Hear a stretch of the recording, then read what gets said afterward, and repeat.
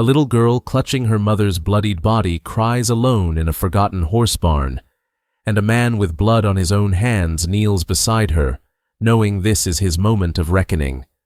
Because the one who hurt them isn't a bandit or a drunk. It's the most powerful man in town. He could walk away. He's done it before. But if he does it now, then everything he's ever done to make peace with the past will mean nothing.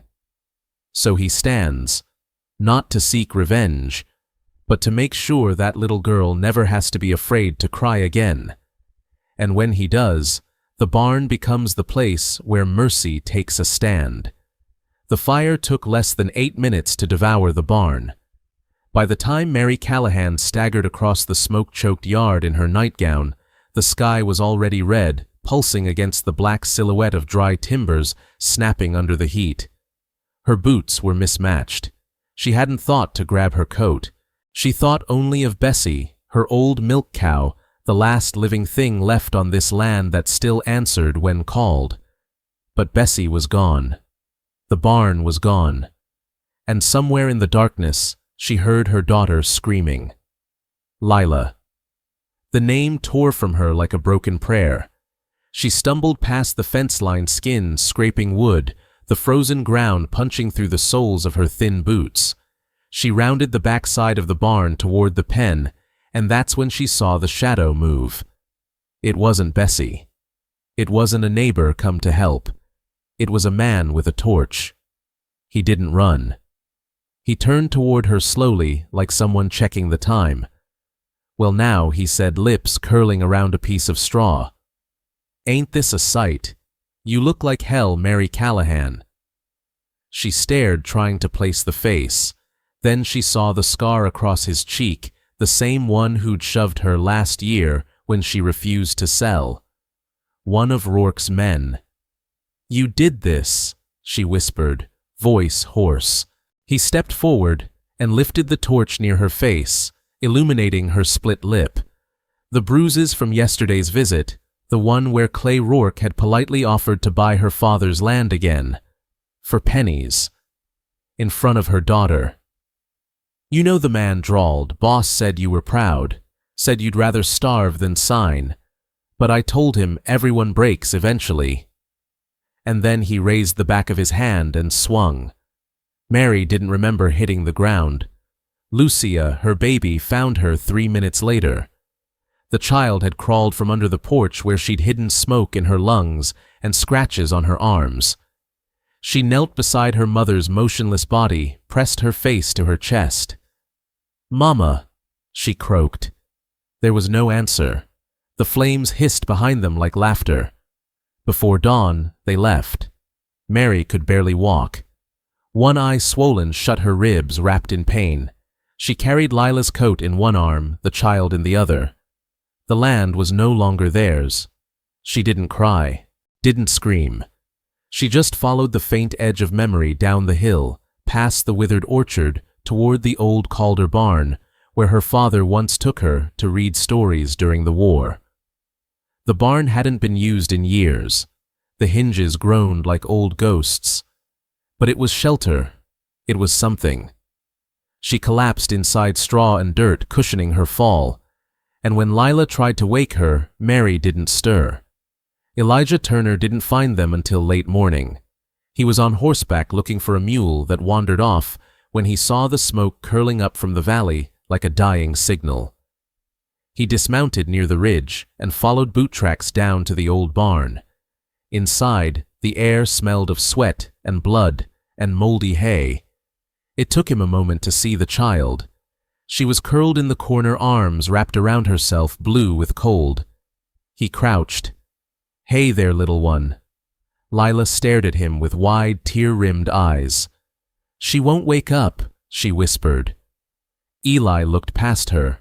Mary lay face down, unmoving, her shoulder bruised purple beneath the torn cotton of her gown. God Almighty, he murmured.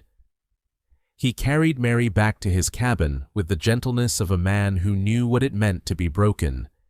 He didn't speak much, even as he laid her on the cot and placed Lila by the stove with a cup of weak broth. He didn't ask what happened, not yet. But when he saw the welt across Mary's temple and the bruises lining her ribs, he made a sound low in his throat, almost like growling. Later that night, as he wiped sweat from Mary's forehead, she stirred. "Lila," she croaked. "She's safe," Eli said softly. "She's sleeping right here." Mary blinked eyes, adjusting to the firelight. She looked at him long and slow. "You shouldn't have brought us here," she said. "I wasn't about to leave you there," he replied. "I've brought nothing but trouble." He didn't argue, just sat back and stared into the flame. After a while, he said, "You know, a place can burn to the ground and still not be done with you." Mary closed her eyes. "He told me he'd come back." "Rourke." She nodded.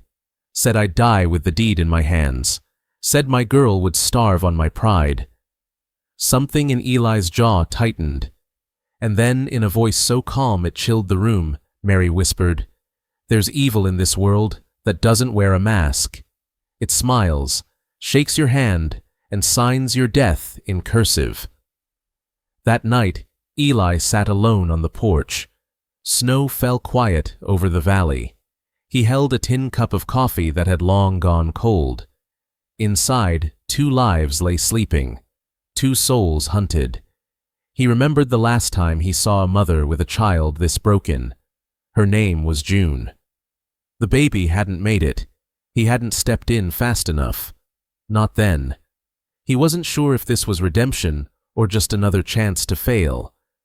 But in the quiet, the barn burning still etched in the sky behind his eyes, he made a vow without speaking.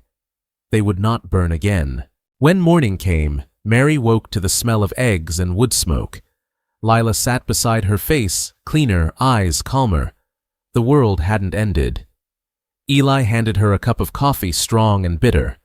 She took it with shaking hands. "You still got land?" he asked. Mary hesitated. "Not much. Just what's under my feet. But I don't reckon that'll be mine for long." Eli looked out the window toward the hills, then back at her. "If a man wants to steal what's good, you don't hand it to him in fear. You build a fire in his path." Mary's lips parted. "You ever build one?" she asked. He met her eyes. "Not yet. But I reckon it's time I learn." The wind curled low across the prairie that morning, a hushed breath brushing over the frost-glazed grass as if the land itself were holding still. The barn, with its broken boards and weather-stained roof, looked like it hadn't heard laughter in decades, and yet inside there was breathing thin, ragged human. Eli Turner didn't come looking to save anyone. Truth be told, he was just out checking fence posts. But his horse had stopped, ears turning towards something he hadn't heard. At first a sound like wet coughing and a child's whimper buried in hay and ruin. He dismounted slowly.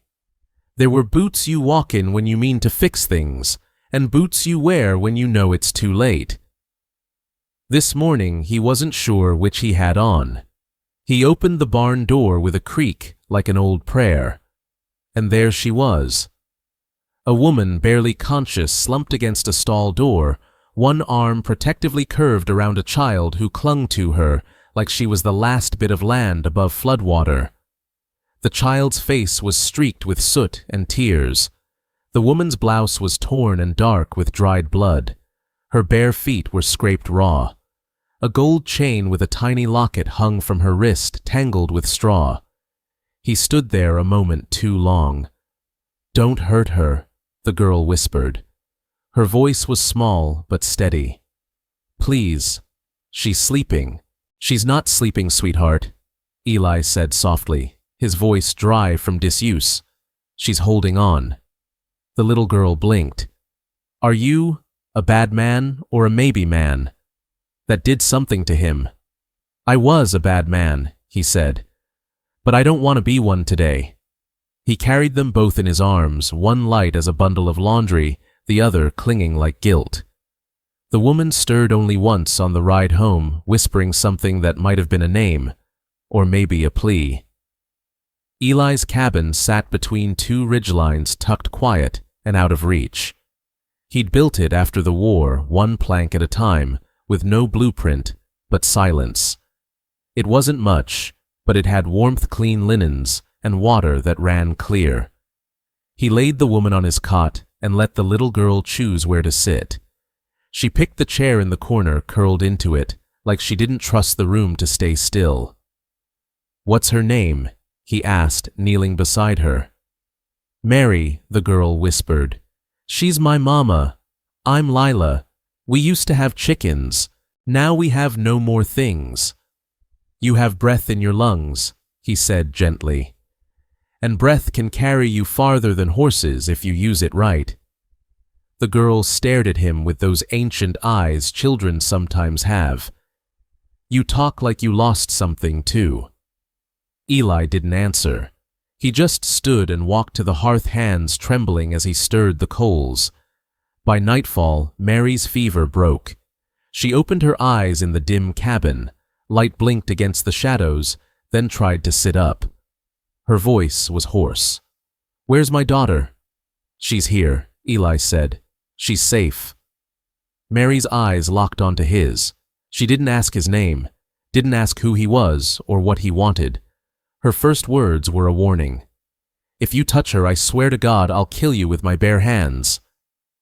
Eli didn't flinch. He just nodded, once slow. "Good," he said. "That's exactly what a mother should say." Her expression cracked just a little. "Who are you, Eli Turner?" "I live out here.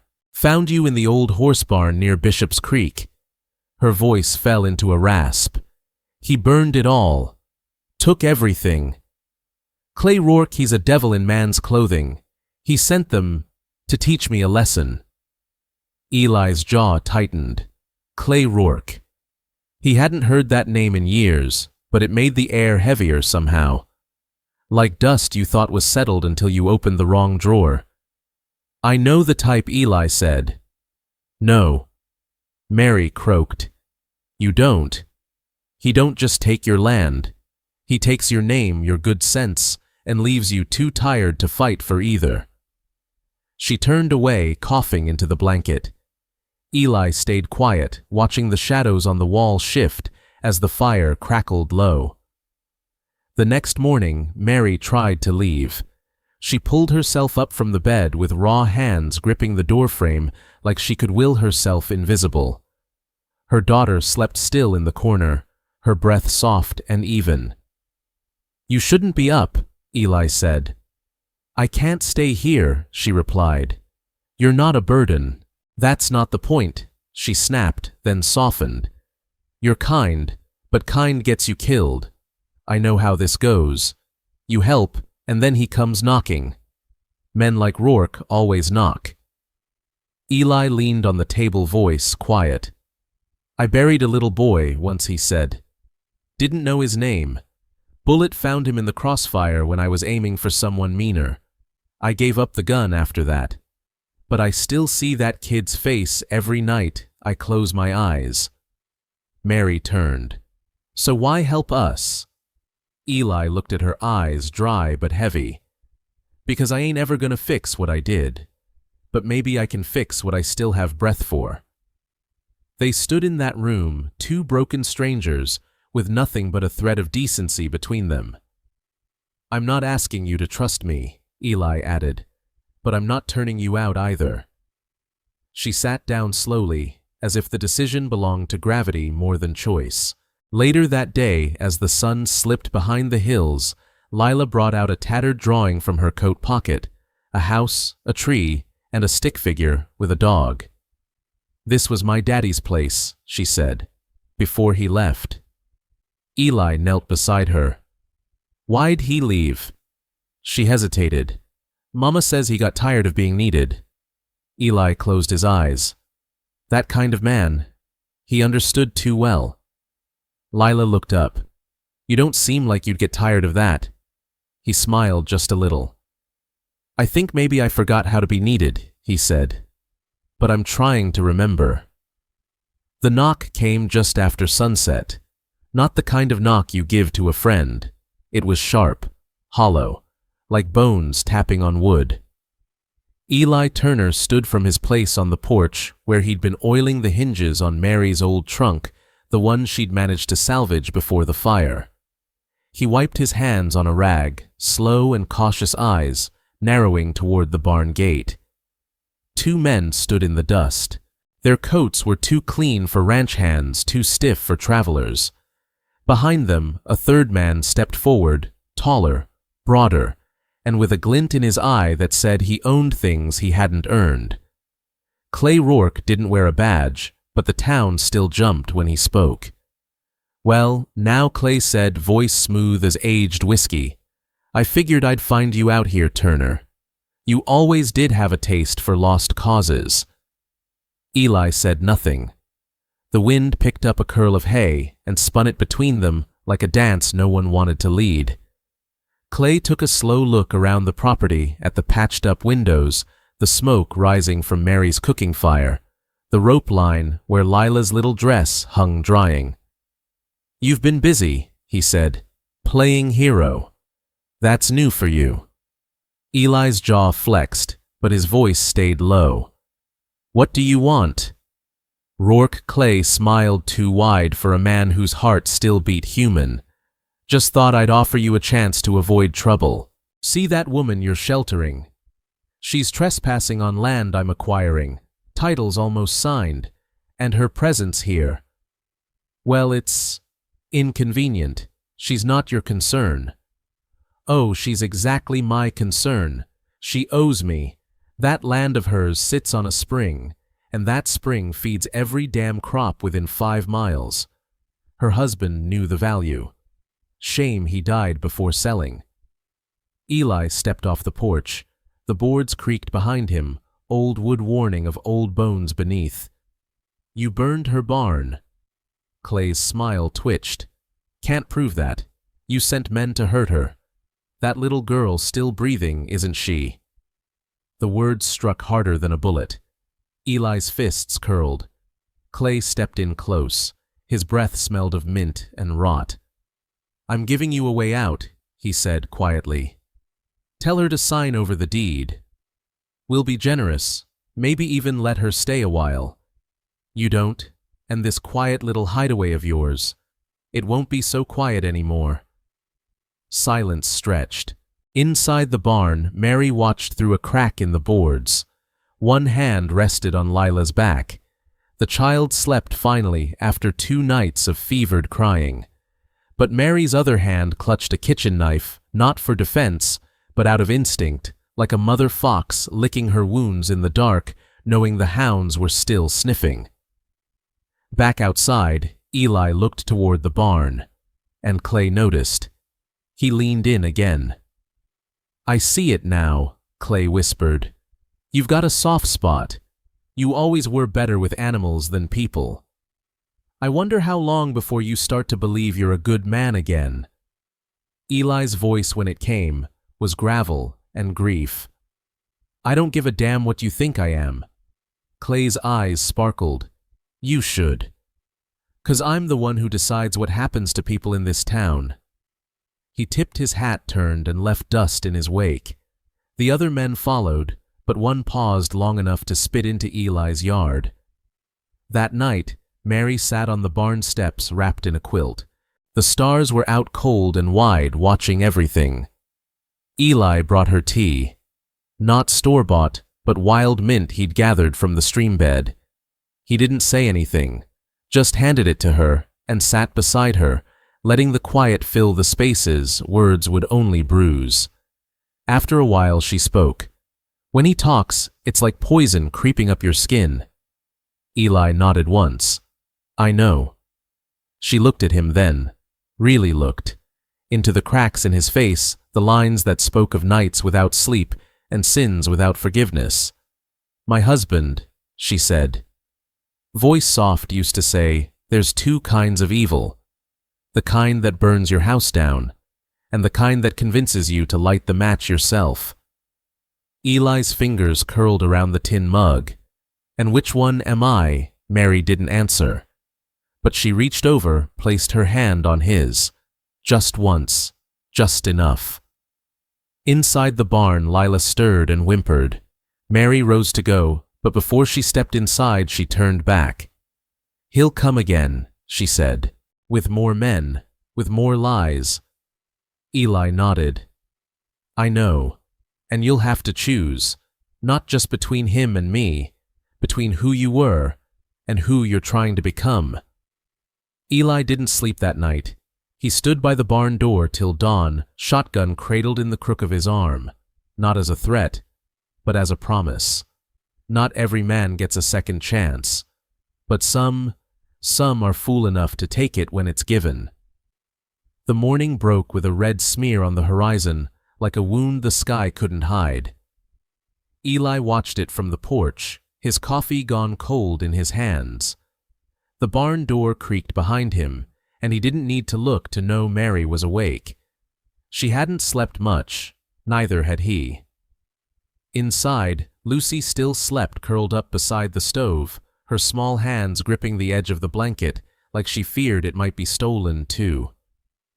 Mary stepped up beside him, her arms crossed tightly against the chill. "Thank you," she said soft.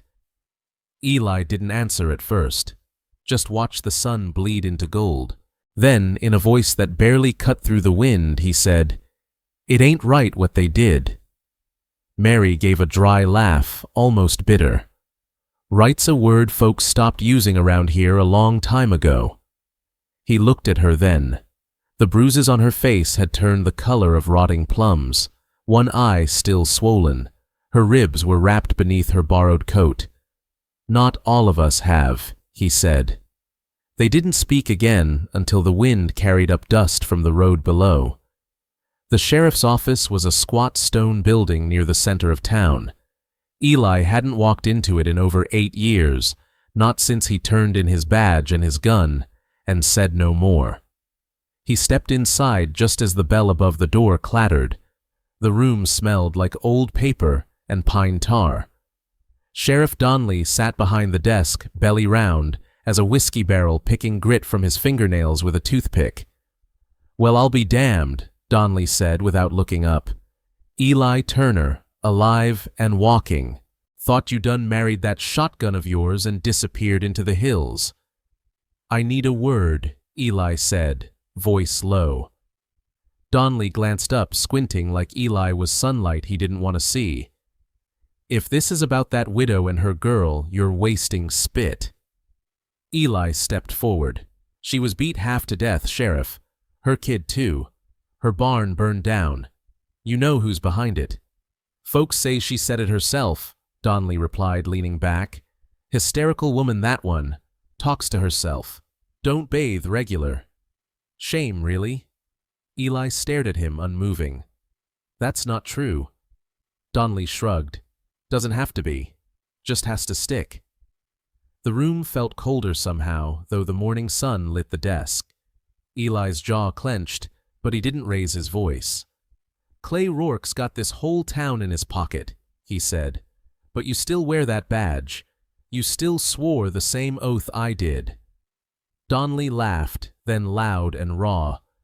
"That oath don't keep my lights on Turner. Clay built half the buildings in this town, pays half the damn payroll. You think I'm gonna risk all that for some raggedy woman with a broken-down mule and no land to offer?" Eli's silence was louder than any threat. Donnelly leaned in, toothpick still twitching between his teeth. "You were a killer once, Eli. Don't act like some white hat now. Folks remember what you did in Palmdale." Eli's voice dropped into gravel. "So do I."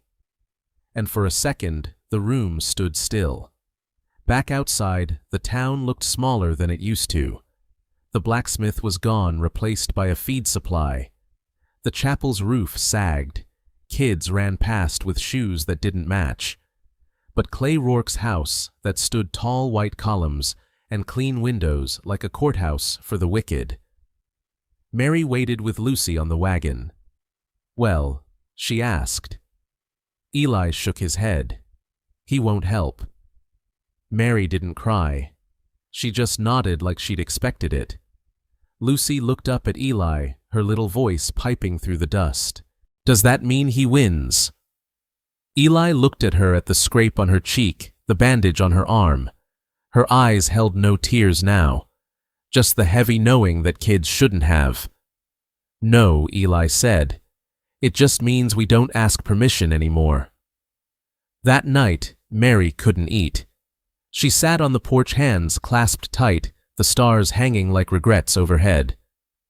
Eli brought her a tin cup of tea. I was married once, she said, suddenly, voice thin. Before Lucy. Eli sat beside her. He worked the land too hard, drank even harder. But he never raised a hand to me. She paused. Sometimes it's not the hits that bruise, it's the silence. Eli didn't ask questions. He didn't need to. Mary turned to him, eyes rimmed with shadows. Clay didn't just want the land. He wanted me humiliated, forgotten. He didn't expect you to live, Eli said. No, she whispered. But he will wish I hadn't. The next morning, Eli rode into town with a paper in his pocket, a letter he'd written longhand to a lawyer in Abilene, a man who owed him a favor from a lifetime ago. He left it with the postmaster. Didn't say why. As he stepped back onto the porch of the general store, he saw Clay Rourke himself stepping down from his buggy, clean boots, silver watch chain, catching the light. Well, if it ain't the ghost of the past, Clay said, all smirk. You picking up feed or trouble? Eli didn't answer. Clay stepped closer. Word is, you're hiding a hysterical woman and her whelp. You wouldn't be thinking of starting a war for a nobody, would you? Eli looked him in the eye, steady. She's not a nobody. She's the first person in this town who didn't flinch when I walked by. Clay's smile twitched.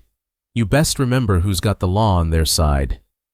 Eli's voice came like frost. The law's just a badge on a man's chest. Doesn't mean it guards the right side. Clay's eyes narrowed, but Eli had already turned away, boots clicking on the boards. He didn't look back. That night, Mary stepped into the barn while Eli patched a fence rail. I heard what you told him, she said.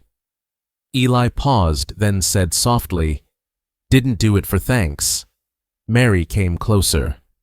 I know. That's why it matters. She knelt beside him and picked up a nail. Sometimes healing doesn't come with fanfare.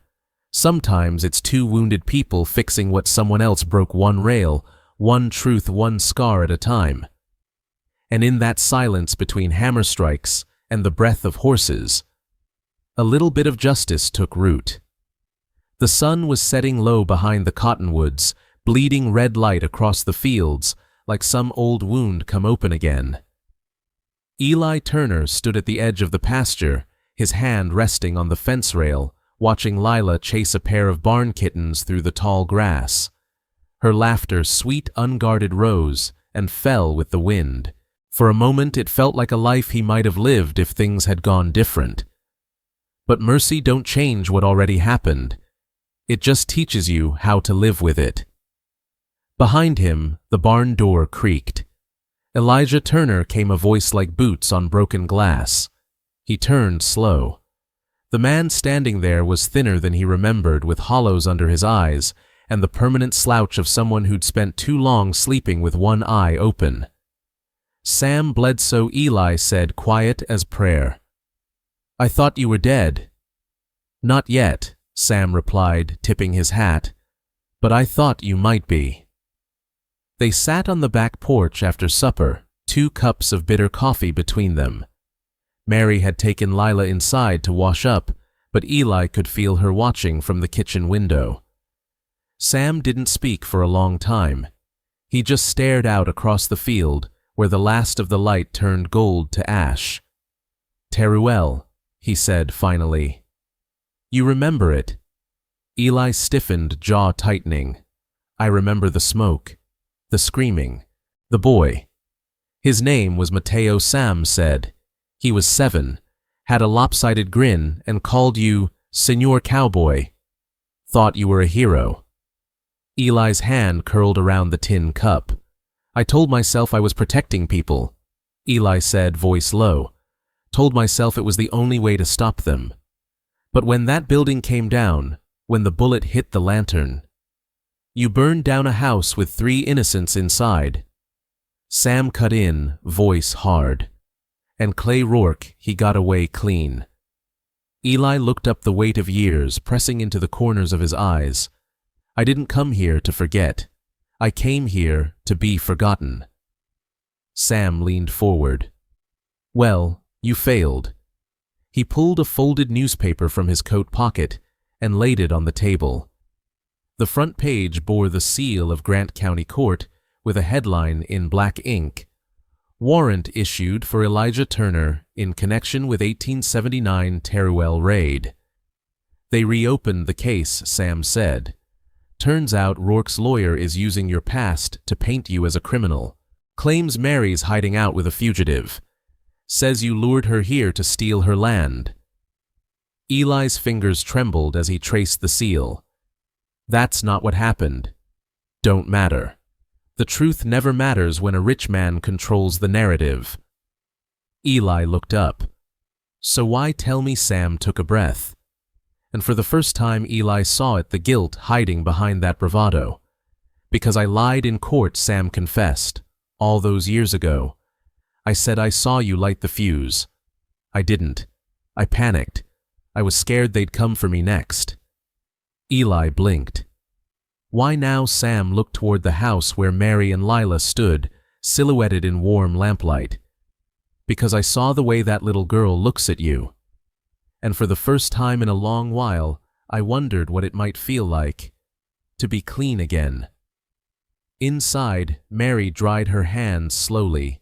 She hadn't meant to listen, but she did. Every word. That night, she found Eli out by the corral oiling the hinges of the gate like it mattered more than anything. I heard, she said simply. He didn't turn, just kept working the hinge. You want to know if it's true? He asked. No, she said. I want to know if you still carry it. He looked up at her, then eyes rimmed red, not from tears, but the restraint it took not to cry. I carry it every day, Mary. And some nights I hear his laugh before I fall asleep. The boy, Mateo. There was a long silence between them, but it didn't feel empty. It felt like reverence. Then Mary said something he never expected. My father was a preacher, not a good one, but he used to say, the devil keeps a record of your sins, but mercy, mercy lets you keep living anyway. Eli swallowed hard. Do you think I deserve that? She stepped closer, took the oil rag from his hand and folded it gently. No, she said, but Lila does, and she's already given it to you. The next morning, Sam was gone, left before dawn, but he left behind a signed affidavit tucked inside Eli's saddlebag. I lied under oath. Elijah Turner did not light the fire in Teruel. I was wrong, and I'll testify to it. Below the signature, one line in Sam's shaky handwriting read, Maybe we both get to sleep a little better now. Eli folded the paper, tucked it into his coat. He looked out across the land, dry, wild, hard, but not dead. And for the first time in years, he let himself believe it. That maybe the past didn't ride alone anymore. Maybe it could be followed by something softer, something like mercy, something like home. The first letter she wrote was to the wind. It wasn't addressed or folded. It wasn't even inked on paper. It was just a whisper, half breath, half prayer, as Mary Callahan lay in Eli Turner's spare room, her chest wrapped tight in linen, her head pounding from the fever that wouldn't let go. If I don't wake up, she murmured into the dark, just let her grow up gentle. That's all I ask. Eli sat outside the door most nights, sharpening his old blade with a rhythm too quiet to be called a sound. He never knocked, never intruded. But she knew he heard. He always heard. The second letter was real. Written with a trembling hand, the ink ran where her fingers wouldn't stop shaking. She hid it beneath the loose floorboard under the stove, the same place where she once kept wedding photographs and court documents declaring the land her own. To my daughter, it began. I'm sorry the world was harder than I ever wanted it to be. She didn't finish it. Not then. The candle burned too low, and her ribs hurt too much. But the guilt, that sharp, hollow kind, kept gnawing at her ribs worse than any bruised bone. By the fourth morning, her fever had broken, but the silence hadn't. Lucia no Lila, she reminded herself. Her name was Lila, now sat cross-legged in the hallway, clutching the doll with the stitched eyes, watching. She never asked when they'd go home, maybe because she knew they wouldn't. Eli came in at dawn with a tin cup of tea. He didn't say much, he rarely did, but today his eyes lingered. You wrote it down? He asked, voice low. Mary looked away. What do you mean you said something in your sleep? About letters. About not waking up. A pause, long enough to hear the dust settle. I burned the first one, she lied. He nodded slowly, but his jaw ticked. He knew she was lying, and she knew he wouldn't push. That was the thing about men like Eli Turner. They didn't demand the truth. They waited for it to come home on its own. That afternoon, she wrote the rest. 5 letters in all. 1 for Lila. 1 for Doc Mallory, who'd once held her hand during childbirth when her husband had stayed at the saloon. 1 for the sheriff, though she didn't know if he could read. 1 for Clay Rourke, written not in forgiveness, but in fury. And 1 for herself. You don't owe the world an explanation for surviving, she wrote in the last one. You just owe it the decency not to become what nearly killed you. That night, Clay's men came to the edge of the property. They didn't knock. They threw rocks through Eli's window, left a pig's head at the front gate. Carved into the barn wall were the words, "You can hide her, but you'll bury her." Lila saw it. She didn't cry. She just sat beside Mary on the cot, small hand against her mother's. "He's gonna come back, ain't he?" she asked. Mary swallowed hard. "Yes, baby, he is." Lila nodded. "Then can you still write me a story like when Papa was alive?" Mary closed her eyes. "What kind of story, one where the mama don't die at the end?" Her throat tightened, but she didn't cry either. Not anymore. The next day, Mary tried to burn the letters. She waited until Eli went to town for supplies, and Lila napped beneath the old quilt. She carried the bundle of pages to the stove, but her hand trembled too much to strike the match, because the truth was, some part of her wanted them to be found, to be read, to be heard. Maybe not now. But one day when the dust settled, when Lila had grown, when someone asked why her hands shook during thunderstorms, maybe these letters would be the answer. So she placed them inside the cracked hymnal she kept near her bed and tucked it under the floorboard again. Let the fire wait. That evening, Eli returned later than usual. His knuckles were raw, a thin cut along his cheek. He didn't speak as he sat on the edge of the porch, just stared at the horizon, where clouds brewed like war. After a while, Mary joined him, her blanket wrapped tight around her shoulders. She didn't ask what had happened. She didn't need to. "You can't stop him," she said finally. "He owns the law, the land, half the souls in this town."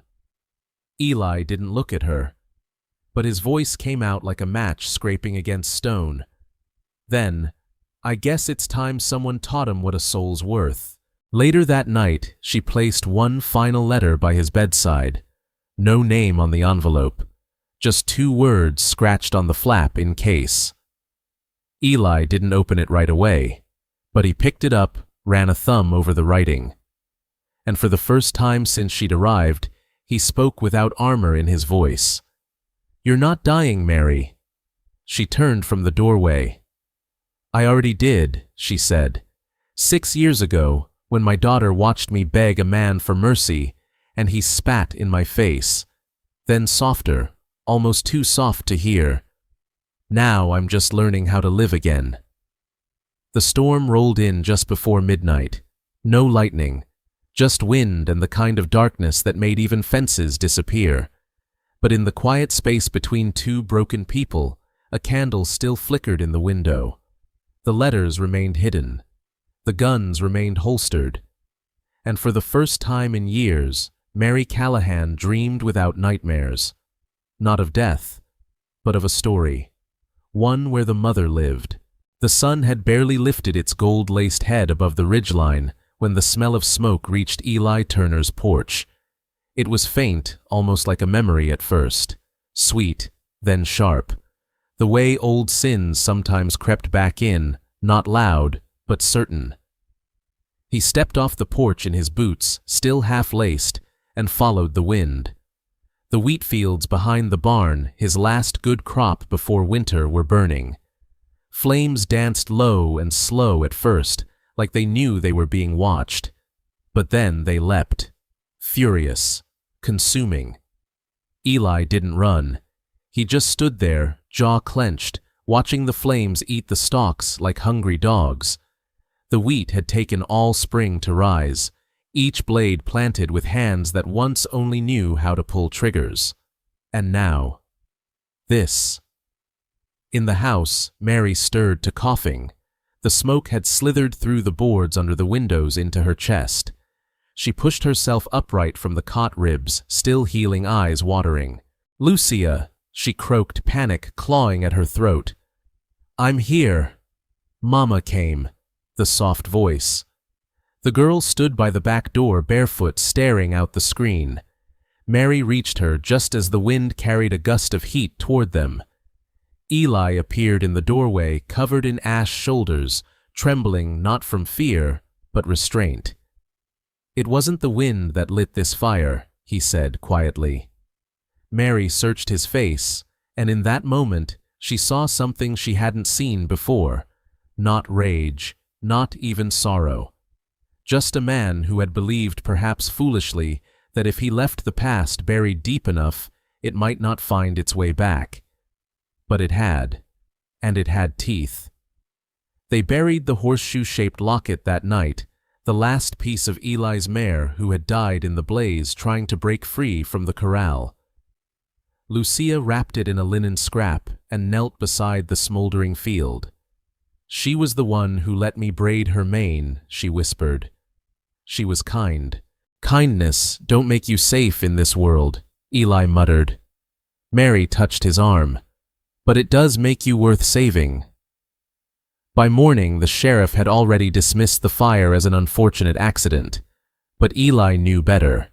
He found the boot prints, deep, deliberate, not his, not Mary's, and a broken bottle still reeking of kerosene at the fence line. Rourke had sent his warning. Eli went into town alone. At Garrison's general store, the usual murmur of voices hushed when he entered. Men stared at their coffee women at their sewing. No one dared meet his eyes, except for one. Clay Rourke leaned against the counter, polishing an apple, with the same indifference most folks reserved for dirt on their boots. "Well now," Clay drawled. "Heard you had yourself a little bonfire. Shame. Fine crop. But you know, storms come through these parts real sudden." Eli didn't blink. "You send men onto my land again, I'll put 'em under it." Clay bit into the apple. Temper Turner. Not a good look on a man trying to play preacher to a broken widow and her brat. The room held its breath. Eli's voice dropped to a whisper sharp enough to cut bone. "Don't you speak their names." Clay leaned closer. "You forget who I am, old man." "No," Eli said. "I remember exactly what you are." He turned and walked out slow and steady. The kind of walk that told you the storm hadn't passed, it had just decided where to land. That evening, Mary stitched the hem of Lucia's dress in silence. Her hands worked, but her mind was elsewhere. "You think we should leave?" she asked finally. Eli sat by the fire, a tin cup untouched in his hands. "You want to keep running forever?" he asked, not unkindly. I don't want her hurt. She already is. Mary paused. You think we're just bait in a trap? Eli looked at her, really looked. No, Mary. I think you're the reason I still got a soul left to damn. That night, Lucia woke crying. Nightmares. The fire. The horse's scream. The smell. Eli sat at her bedside, voice low. When I was a boy, he said I saw a barn burn with 2 brothers locked inside. Folks called it justice. Said they stole a sack of corn. Did they? She whispered. Eli paused. Don't know. All I saw were 2 boys screaming for their mama.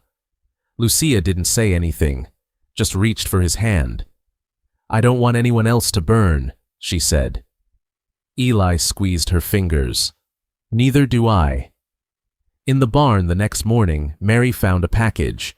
Inside, 3 charred stalks of wheat tied in twine, and a note in red ink. Sell me the land, or watch the girl next time. She didn't scream. She didn't faint. She walked straight to the field, knelt in the ash, and began to plant. You can't grow anything now, Eli said quietly behind her. I know, she replied, hands trembling. But maybe she needs to see me try. Lucia stood nearby, clutching her mother's shawl, silent. They worked the field in silence for the next hour, not because they believed the wheat would return, but because some things were worth doing, even if they didn't fix anything. Because planting something, anything, in a world that tried so hard to take everything was its own kind of resistance. That night, as the fire crackled in the hearth and the wind brushed softly against the shutters, Eli sat beside Mary on the porch. She looked out into the darkness. He'll come again. I know. You gonna kill him? Eli didn't answer for a long while. Then finally, I'm gonna try not to. Mary nodded, tears running down her cheek, but her voice didn't break. That's the bravest thing I've heard in a long time. And beside her, the man who once lived by the barrel of a gun sat quiet, holding nothing but her hand. And the silence between them was not fear. It was understanding. It was the beginning of healing, not because the fire was gone, but because someone had finally decided to stand and stay. The sky above Eli's ranch had turned the color of old bruises, deep purple, fading to the yellow of spent time. The wheat fields no longer whispered. They smoldered. What had once been his quiet patch of land, just rows of earth and rusted fence posts, was now scorched. The west paddock was blackened. One of the colts had died in the fire, still tethered to a post. Its eyes were open. Eli Turner stood with his hat in his hands, silent. Smoke curled through the gaps in his barn, like grief made visible. And behind him, the barn doors creaked. Mary stood there, one arm still bandaged her face, pale but stern. Lila clung to her skirts like a shadow. I heard you didn't sleep, Mary said softly. Eli didn't look at her, didn't see the point. She stepped beside him. Together they watched the field. Wind tried to rise, but it staggered through the ash like an old man. You gonna tell me what you're thinking? She asked. He turned, then just enough for her to see it in his eyes. That look, that heavy, terrible look, the one that said, the man I buried ain't stayin' dead much longer. Inside the cabin, the floorboards groaned as Eli opened the old trunk beneath his bed. It was heavier than he remembered. The metal caught the morning light cold and without memory. 2 revolvers, oil dark. One holster still had dried blood on the edge. He hadn't cleaned it right, not after Bitter Creek. His fingers hovered over the grip, shaking just slightly. He sat down on the edge of the bed and stared at his own hands. You promised yourself, Eli. You swore it was over. But silence doesn't argue, and grief doesn't compromise. He found Lila in the barn loft an hour later, playing with a wooden button she'd tied to a string. She looked up at him like she already knew what he was going to say. You leavin', she whispered. No, he said, kneeling. But things are gonna get loud. I need you and your mama to stay in the root cellar if you hear gunfire. You understand me, little bird? She nodded, but her chin trembled. You're scared, Eli said. She pressed her lips together. Not if you're stayin'. He touched her cheek. That was the part that killed him truly. That blind faith, that trust he hadn't earned. That evening he rode into town with the sun behind him. People turned their heads. He hadn't worn that hat in years, not since the trial in Durango, not since he let that boy's mother cry into his coat while the judge read the verdict. He walked into the saloon where Clay Rourke sat legs wide, flanked by two of his gun hands. The music stopped like someone had strangled it mid-note. Eli didn't sit. He didn't even blink. You burned my field, he said. You killed a foal. You came after a woman who's done nothing but survive. Clay smiled with the edge of his mouth the way snakes might. He set his whiskey down slowly. That woman's a squatter, he said. That land's mine. Eli's voice was steady, but lower now. You signed her husband's death papers. You knew he was dyin', and you waited like a buzzard for his breath to stop. Clay leaned forward. His men reached for their hips, but he stopped them with a finger. You gonna play hero again, Turner? You think putting on that old steel's gonna scare me? Eli's jaw twitched. No, he said, but I ain't wearing it to scare you. He turned, walked out, not fast, not slow, like a man walking through the pages of his own obituary. Back at the ranch, night gathered, cold and uncertain. Mary found him on the porch loading his rifle. You didn't kill him, she said. He shook his head. He still thinks you're bluffing. I know. She knelt beside him. You could have killed him, Eli. I've killed enough. A long silence. The wind sighed through the mesquite like it was praying for them both. Then she said something he hadn't expected. I'm not asking you to protect us. He looked at her. Then what are you asking? Mary, her eyes didn't waver. I'm asking you to belong somewhere. For once in your damn life.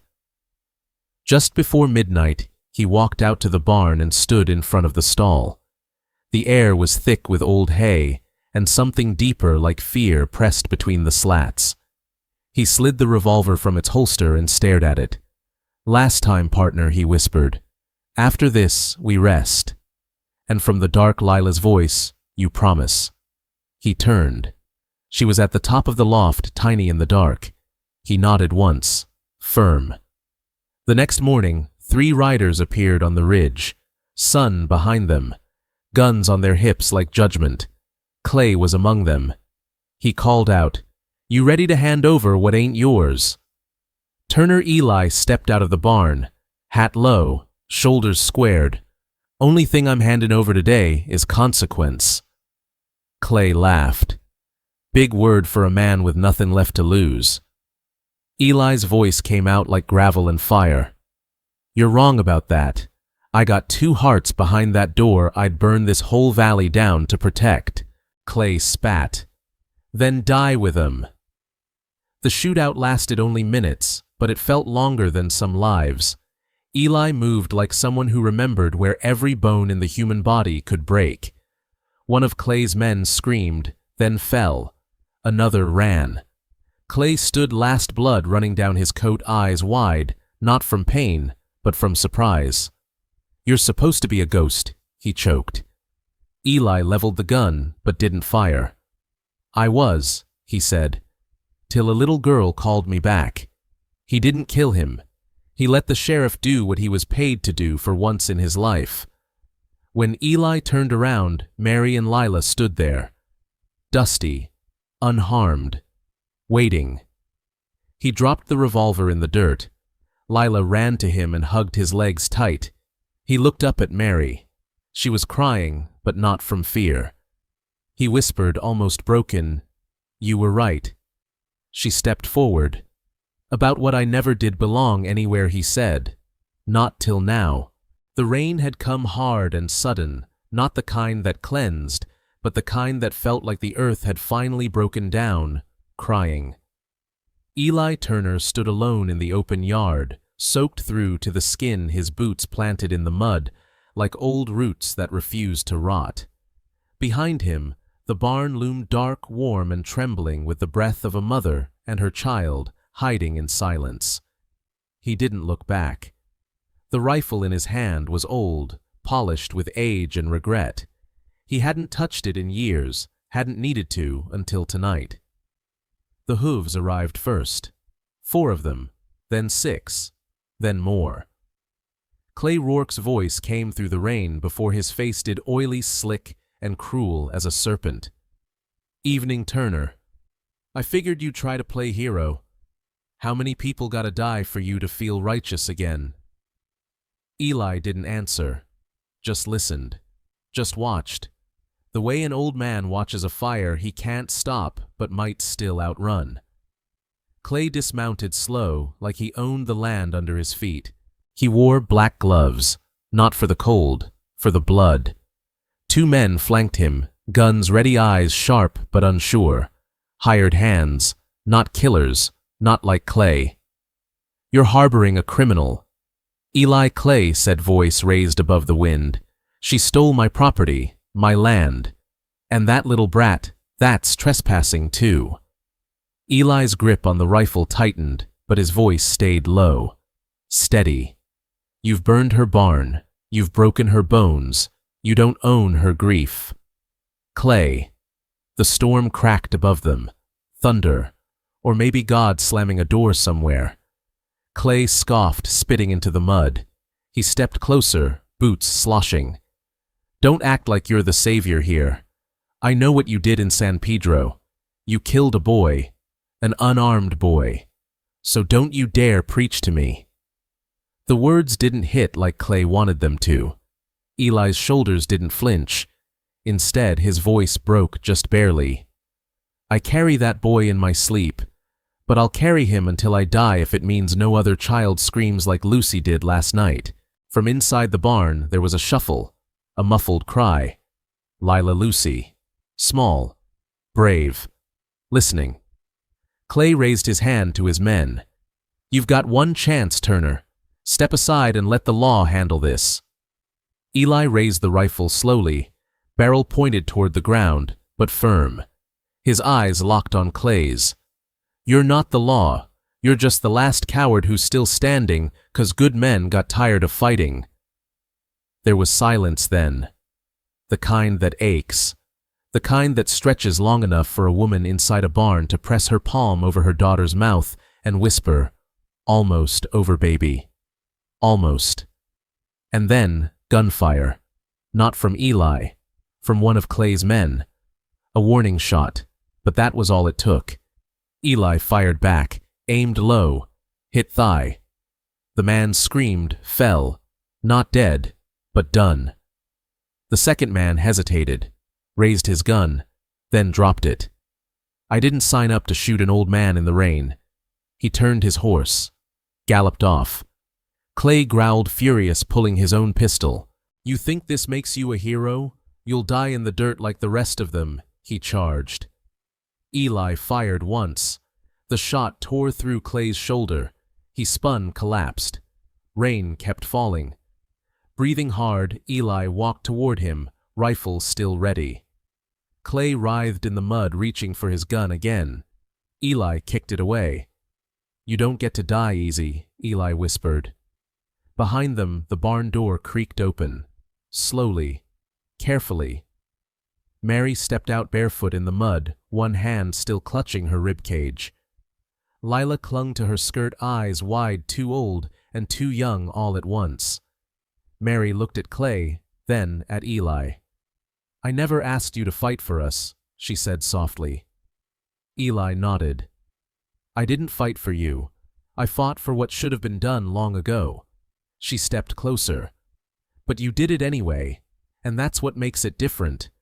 From the hills came lanterns, dozens. Doc Mallory, the preacher. Old men and widows and boys too young for rifles, but old enough for fear. They'd come. They saw the blood, the guns. They saw Clay crawling wounded and powerless. "This ends now," Doc Mallory said, voice quiet but full of thunder. No trial yet, no judge. But a line had been drawn, and Clay Rourke, for once in his life, was on the wrong side of it. Later, after the sheriff arrived and Clay was loaded onto a wagon, Eli sat on the barn steps, mud to his knees.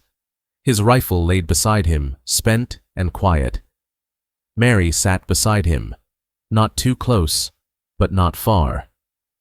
Lila fell asleep on her lap, hand still wrapped around one of Eli's coat buttons.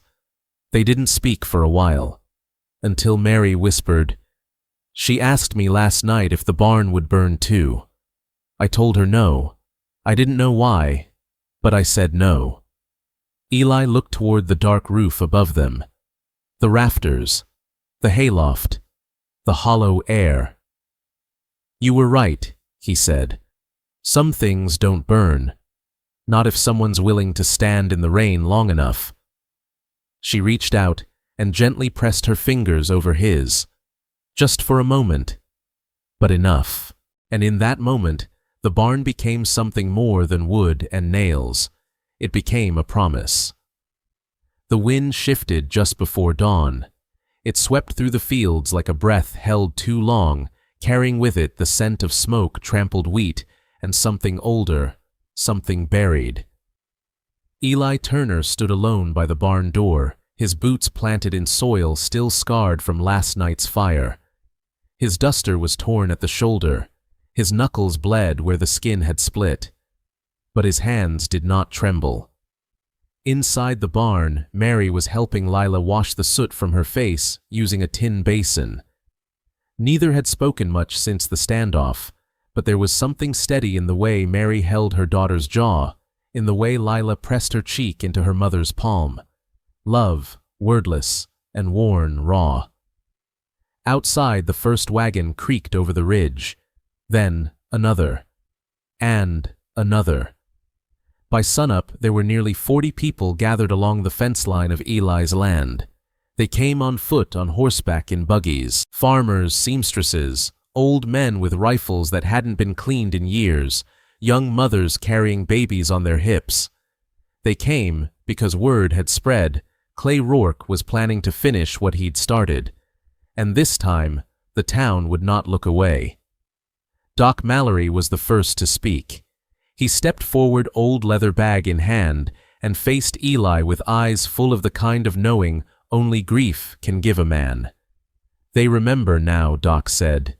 "The barn burnings, the evictions, that boy in '79 who got beat near to death behind the saloon. We all knew who did it, but we stayed quiet." Eli looked at the faces lining his fence. Some he recognized, others he didn't. All of them wore the same look, shame turning slowly into resolve.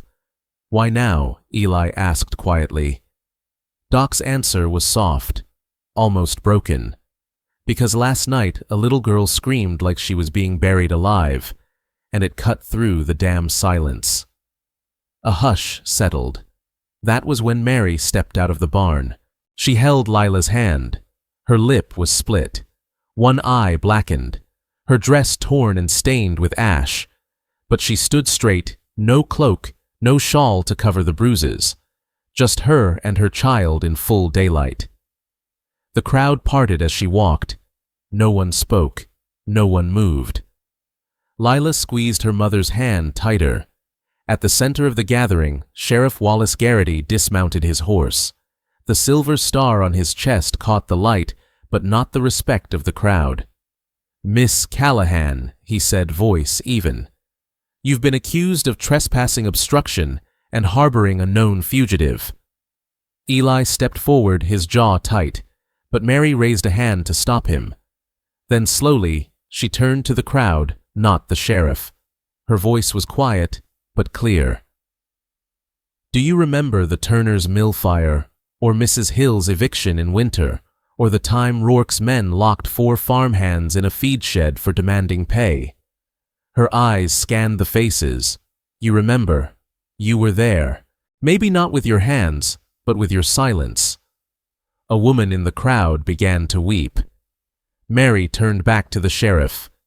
"You want to arrest someone? Start with the man who lit the match."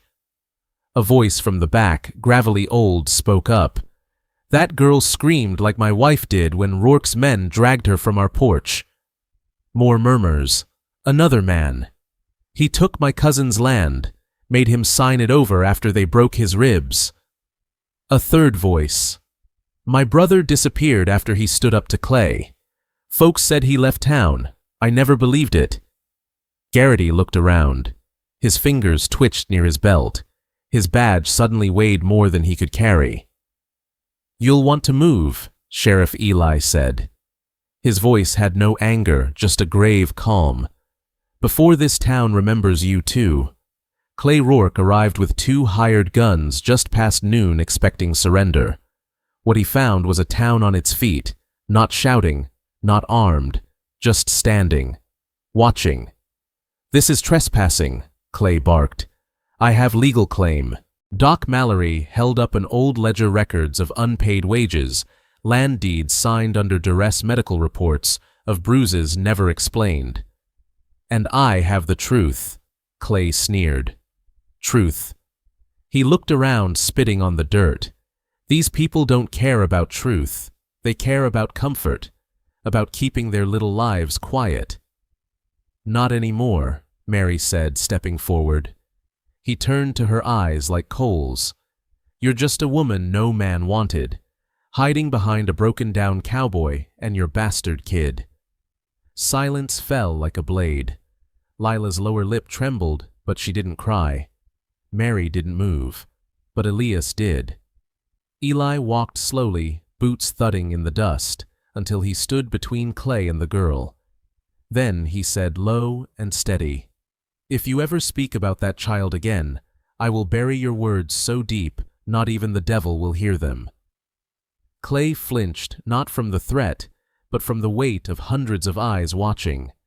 The sheriff stepped aside. And for the first time, Clay Rourke stood alone. They didn't hang him. They didn't shoot him. They put him on trial. Not in a courtroom, but in the town square, under sun and witness and silence, no longer afraid to speak. Mary testified. So did Doc, and the blacksmith, and the widow from Green Hollow who'd been run off her land. And when Clay was sentenced to 40 years for fraud assault and conspiracy to extort, the town didn't cheer. They just breathed. For the first time in a long time, they breathed. That evening, Mary stood beside the barn. Eli joined her, quiet. She didn't look at him when she spoke. "I thought if I just stayed small enough, quiet enough, we'd be safe." He looked at the sky. "I used to think silence was peace," he said. "Turns out it's just a wound that never stops bleeding." A breeze lifted the dust around their boots. Lila came running, holding a hand-carved sign, letters crooked and painted with care. "The Barn of Mercy." She held it up proud. Eli took it from her hands and hammered it into the old post. No one said a word. They didn't need to. Some truths don't have to be shouted. They just have to be remembered. The old church had never been used as a courthouse before. It still smelled of wax and hymnals, with cracked wooden pews and sunlight filtering through stained glass, the Virgin Mary glowing blue on the floor near the witness stand. But today, there were no prayers, just silence waiting to break. Eli Turner stood in the back corner, his hat in his hands, boots muddy from the morning rain. He hadn't spoken much since the shootout, not since the bullet grazed his arm, or since Mary cried into his shoulder after the sheriff finally dragged Clay Rourke away like a hog too bloated to stand proud. Now Clay sat in the front, flanked by 2 deputies, his suit, dusty, lips split, but spine still straight. He wore the look of a man who thought he'd be home by supper. The judge, old Harlan Beckett, who'd once been bought and sold by Clay himself, cleared his throat like a man trying to cough up 20 years of guilt. The court recognizes Mrs. Mary Callahan. "Will you take the stand?" A creak echoed as Mary rose. She walked slow, still healing, her wrist in a splint, lip stitched where a boot had split it.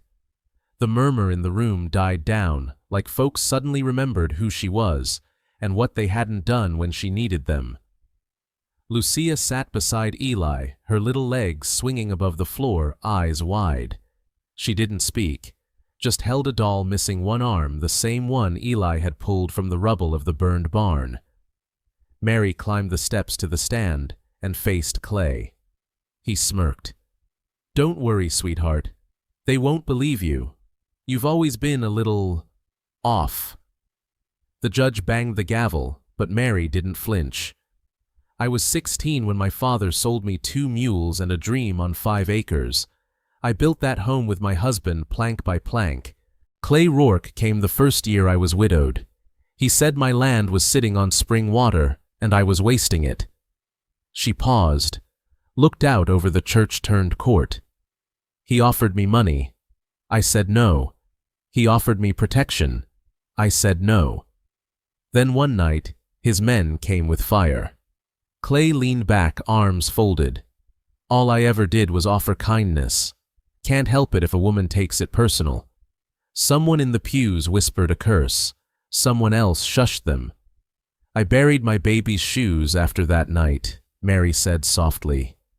"We lost everything but our names, and even that I nearly gave up." Eli's jaw tightened. He remembered her words in the barn when her blood soaked through his coat, and she whispered, "Just make sure she keeps her name. That's all I ask."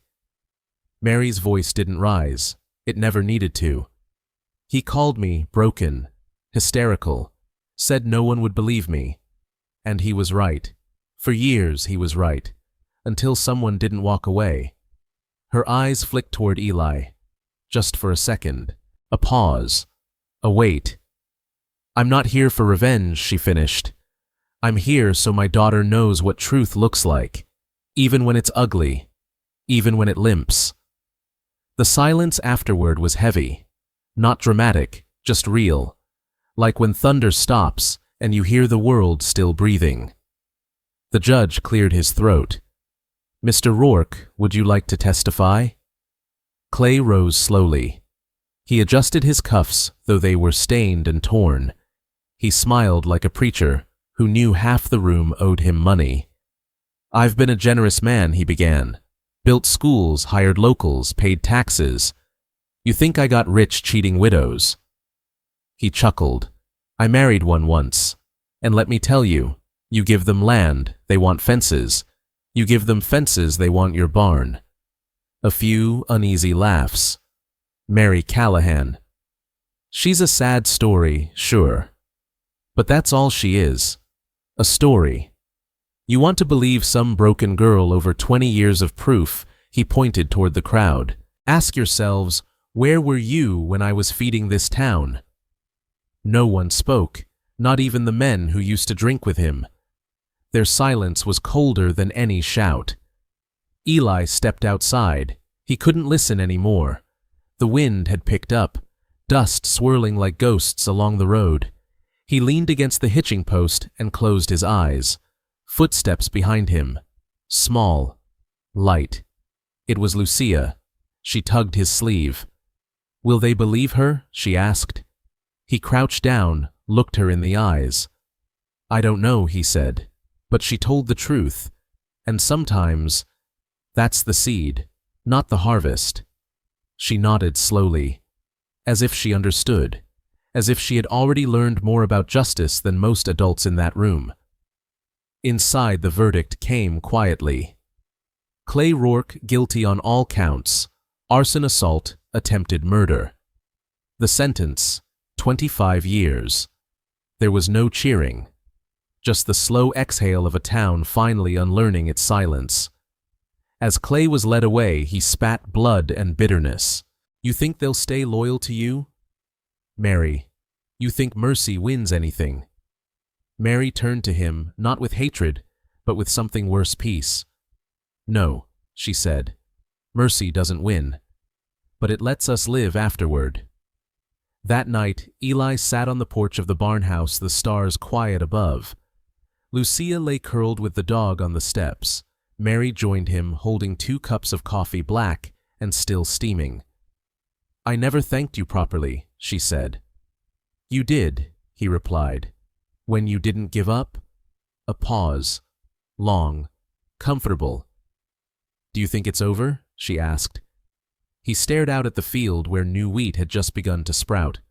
"No," he said. "But I think we get to start."